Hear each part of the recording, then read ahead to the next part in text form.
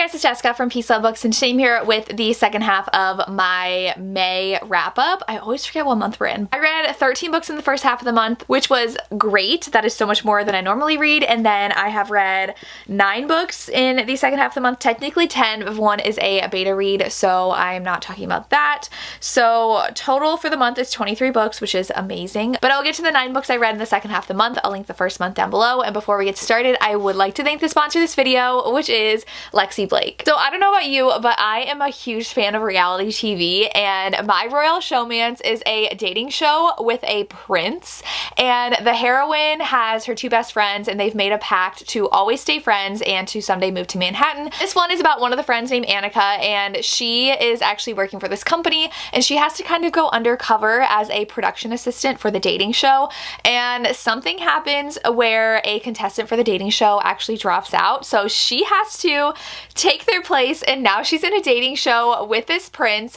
And obviously, since this is a romance, you can assume that sparks are flying between her and this prince. When she accepts the position of standing in for this person that is a contestant, she is so sure the prince is going to send her home the first day, but he asks her to stay again and again and again, and she's living out this like royal fantasy, but obviously she is there for secret reasons, and who knows what the hero's gonna think when he figures out why she's really there. Is she really falling in love with this prince? What's gonna happen? If you're a fan of reality TV with a prince as a hero, we have some royalty in there with a heroine who is there for possibly not the right reasons. Pick up My Royal Showmance by Lexi Blake.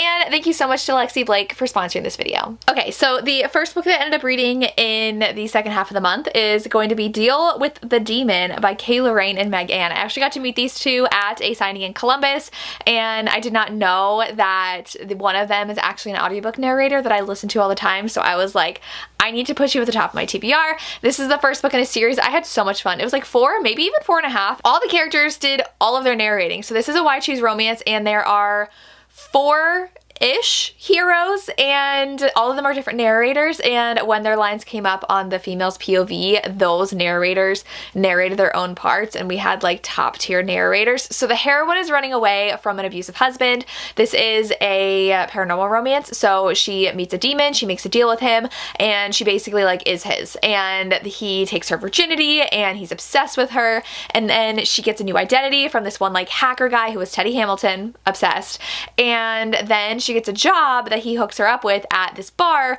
with these twins who are werewolves, and the hacker guy is human. So we have a demon, a human, and 2 werewolves, and the werewolves are twins, and they like to share, and they both like her, and it is her romance. She's falling for the 2 twins and the hacker, and then also still having a relationship with this demon guy. It is a series, so like I don't know where the relationships are going after this ending, but all the guys are like, they're taken by her, so it is so much fun. Not a lot happens like with like world building and stuff. It's pretty isolated to the bar and like where she lives, but I had a lot of fun reading this, and we've got some danger involved, and it's great. Like I said, I really don't have a lot to complain about. Like 4.5 stars. The audiobook was so fast and just so fun to listen to, and I'm excited to read the rest of the series and then to hop into their new series, which I bought all of those when I saw them at the book signing, so I have high hopes for a new favorite Why Choose author duo. Then I listened to a photo finish. I was given a Audible code from Elsie's team, and this is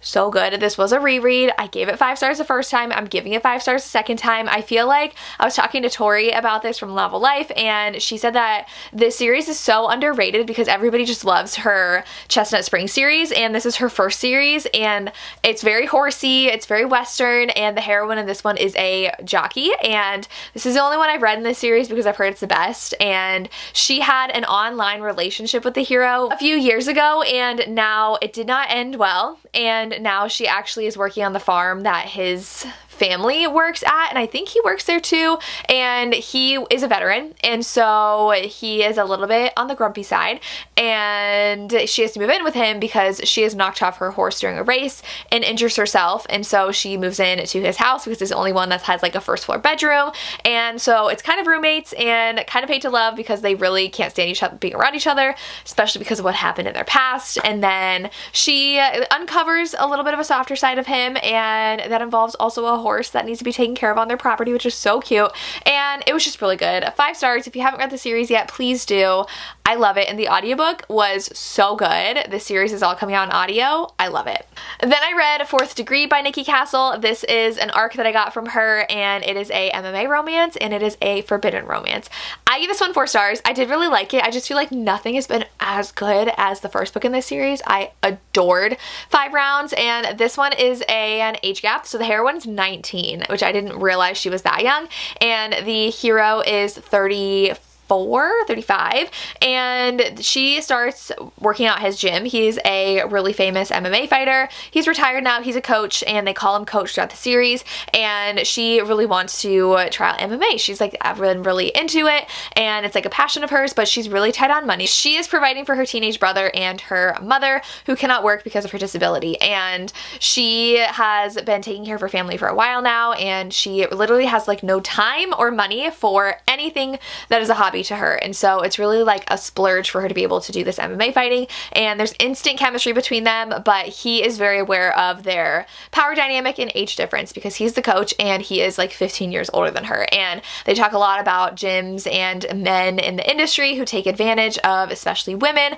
who are younger, and he doesn't want anybody to see them that way. And obviously they start feelings for each other, and a lot of this book focused on, though, like the repercussions of people finding out about them and like socially what's acceptable. It's really like questioning like his integrity and like society not wanting them to be together, which is very realistic. It just really took up like half the book, so I would have liked a little less of that, but overall it's just such a good forbidden romance, especially because there's a lot of tension when they're like training together and fighting together, which I always love in an MMA romance, and I definitely enjoyed it. Then I listened to Forever Her Duke by Scarlett Scott. Kind of got into a historical romance mood after watching Bridgerton. Scarlett Scott's an author I really want to try out more of, and this one was okay. It was a marriage in trouble, which I was really excited for. The heroine and hero got married. He was her brother's best friend, but he had died in a drowning accident, and so they both had PTSD from that, but he had promised her brother he'd never touch her, and then he promised the brother to protect her, so he gets married and then leaves for a year, and she is absolutely heartbroken. He shows up when she's like throwing this big party, and she is like, you left me, and she's really mad.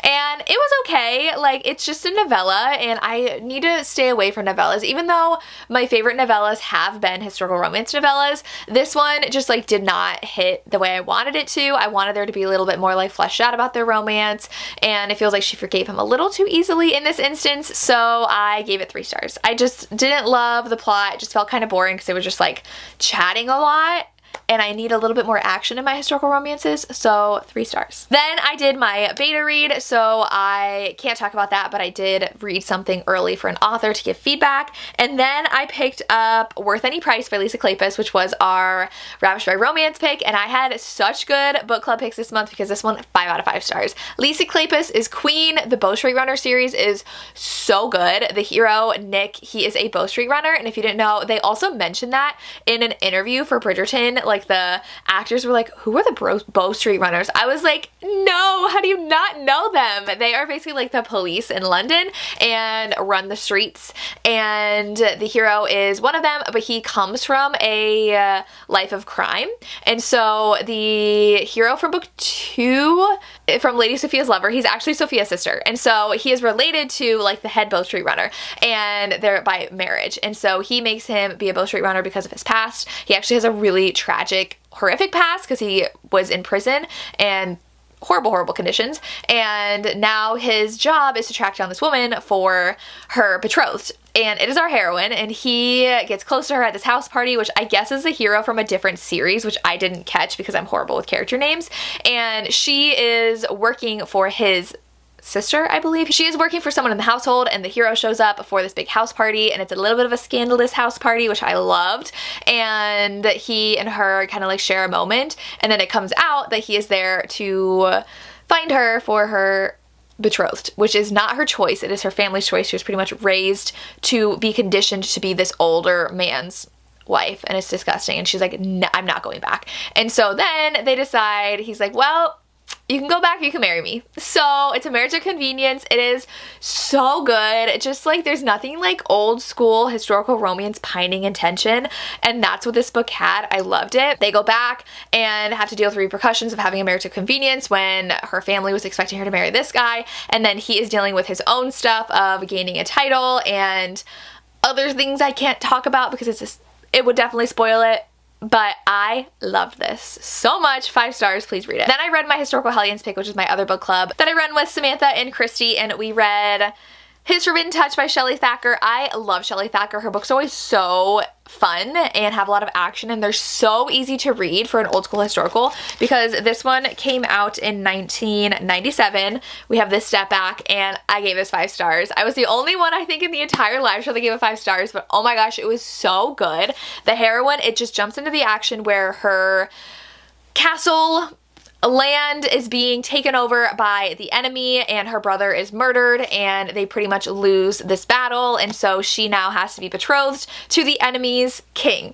And she doesn't want to. He's a horrible guy, but they have to in order to stop more people from dying. And so she is now going to be delivered to him, and I think it was her father, asks the hero to take her. He has been banished for 4 years because of something that happened, and so he has been very angry, and he was best friends with her brother who died in the beginning, and so now he's also very upset about that. So he's like, I'm gonna take my job seriously, I'm gonna protect you and take you to your betrothed. So it is a companion bodyguard journey on one horse to her evil fiance. And obviously they're falling for each other, and there are people who are trying to kidnap her along the way, and so he's trying to make sure she's protected and keeping his eye out, and at one point they have to pretend to be married so that they can get a room at an inn, which of course is just one bed and it's tiny, and she has to bathe, and she's like, you can't be here. He's like, I'm not leaving you alone. I loved every aspect of this book. I was so obsessed. It was so good, and it was just like, I loved it. And he was just such a gentle lover too, which I appreciate in historical romances from this time period. Obsessed, 5 stars. I read it in a day. Like, I could not put it down. And I read Don't Want You Like a Best Friend. This one is a sapphic historical romance, which I was very excited for, and I gave this one 3.5 stars. The beginning was like a solid 4-star, on the cusp of 4.5. That both heroines are in society, and they are, what is it called, like on the market. They are in the looks for husbands, especially the one heroine. So one of them has her dad and one of them has her mom, and they meet at a ball and they realize their parents have a history. And the heroine with the mom had a horrible, horrible father, and she has to get married so that they can be taken care of. So they have no money. It is really on her to get married. And the other heroine is really close with her father, and they meet and they really hit it off and they become best friends. So it's a friends to lovers romance, and they end up falling for each other. And it's really sweet because there's someone that works in one of their households who is also in a relationship with a woman, and so they like ask them about like what it's like and how they were able to be together, and they're able to be together because they both work at that estate, and I love that aspect. But a lot of this ended up having to do with them getting their parents together, and I just feel like it kind of dwindled a little bit for me. Like, I kind of just lost interest in the story after half of it because we weren't as much focusing on the romance, and then of course we have them needing to figure out how they could even be together in society. The ending, I will say, was super cute, how they figured out like how to be together, and I'm excited how it set up the next book. But I just feel like the plot with the parents kind of overtook the plot, and I just wanted more of the romance, and it was just okay. It was an okay read, a 3.5 star. I'll probably round it down to 3 on Goodreads, which makes me sad, but I wanted this to be so much more than what it was. And are we at the last book already? Oh, I skipped one. Okay, I'm so sorry. I skipped The Firefly Effect by KK Allen. This is her new book. I got an arc of it. This is a romantic suspense I was super excited for, and I give this a very solid 4 stars. It was a really good book. It was our heroine who lost a childhood friend, and she was murdered, and it was by the Firefly Man, and so he is a serial killer now and has killed many people now that she's an adult, and she's working at her uncle's bar. And she definitely has a lot of PTSD from that event. She sees a therapist. She goes in for a therapy session, and a new therapist is there. She's like, where is my therapist? And the guy is like, I'm taking over for him. He went on this long trip, so if you would like to, I'll be your new therapist. And she's obviously like very skeptical. He's a single dad. Her romance is actually with him, and it goes from there. I do think that the suspense, you kind of had to suspend a little bit of disbelief for part of it that I cannot spoil. I'm very picky with my romantic suspense, especially when it comes to the suspense, because I feel like it needs to be believable and surprising. And this one definitely was surprising to me, but just a little bit one aspect I was like, I don't know if I fully believe this, which is why it's getting a 4-star, but I did really like the romance. It did escalate a little quickly, and I would have liked to see a little bit more of like a yearning between them, but the single dad aspect was really great. I loved how the heroine really integrated herself with the hero and his daughter, and exploring like what had happened and why he's a single dad and all that. So I did really enjoy this one. Definitely very suspenseful at the end. So a solid 4 stars. You want a very solid romantic suspense, I would definitely recommend checking this one out. Okay, and then the last book I read was The Summer I Destroyed You by Elizabeth O'Rourke, which is another solid 4-star read. I feel like I only had 2 5-star reads, but everything else wasn't terrible. I feel like I had a lot of, oh sorry, A Photo Finish was 5 stars, but that was a reread. So everything else was just like a solid read. It was good. This one was good. This one is a small town romance where the heroine, it has a lot, make sure you know, to do with eating. And so she was bullied so much when she was in high school and middle school for her weight, and her mother hated her. So her father left them, and her mother treated her like trash the entire time she was growing up, and especially over her weight. And people were just brutal to her in high school, and you figure out why later on, but she is now thin, and she is now kind of like coming back to town to kind of destroy everybody, because she works for this company that takes and like this, I don't know what to call it, like real estate company where they take buildings, tear them down, and build new things up, and pretty much like take over towns and commercialize them. And so that's her job, and she's focusing now on her small town. She is very wealthy, and she is very thin, and she has a lot of issues because of her past, but she is so hard-headed and so strong, and she will just like dominate the world because she wants to get what she wants. And the hero works in constructions. What I like about this is it starts off as a like texting relationship. She's texting him about like the jobs, and they just bicker and banter, and it's so adorable. So they already kind of peel back some of their layers through texting, and she's very intrigued by him, and they meet in person, and he sees this just like very hard, harsh person. He had gone to a different school and was a couple years older, so he never knew her growing up in their town, but she is faced with all these people who were her bullies before, and she has to take care of her mom, who just got surgery, who is just so demeaning towards her. And she obviously is very hard to fall in love with because she does not let anybody in because of what happened to her. And the hero slowly peels back her defenses, and they fall in love, and the chemistry is there from the start. And then they kind of figure out, like, is she really going to destroy everybody, and will that really make her happy, and all of that. So I had a lot of fun reading this. Like I said, a very solid 4-star read. It did really heavily deal with her being just brutally bullied when she's younger, and her mother's a terrible person, and it's just like really hard for me to read about people who are treated just like so badly by other people. But she does grow a lot, and we uncover like a lot of what happened in the past. So really solid addition to the series. I really love the romance. I love this town. I would have liked to see a little bit more with his friends. I feel like there was one aspect thrown in there that kind of like just got glossed over a little bit, but I'm definitely excited for the last book in this series. I love Elizabeth O'Rourke. She does angsty romances very well. And those are all the books that I read in the second half of the month. Let me know if you've read any of these and what your thoughts were, and what you read, and what your favorite book of the month was. I would love to hear. And again, thank you so much to Lexi Blake for sponsoring this video. This is the perfect addition to any summer TBR, because I don't know about you, but I love reality TV in the summer. Like, that is when all my favorite shows, I'm like, I want to binge this, I want to watch this, and it's just a dramatic, fun time. So definitely check out My Royal Showmance by Lexi Blake, and thank you again to her for sponsoring this video. And that's all I have. As always, thank you so much for watching, and have a good day. Bye.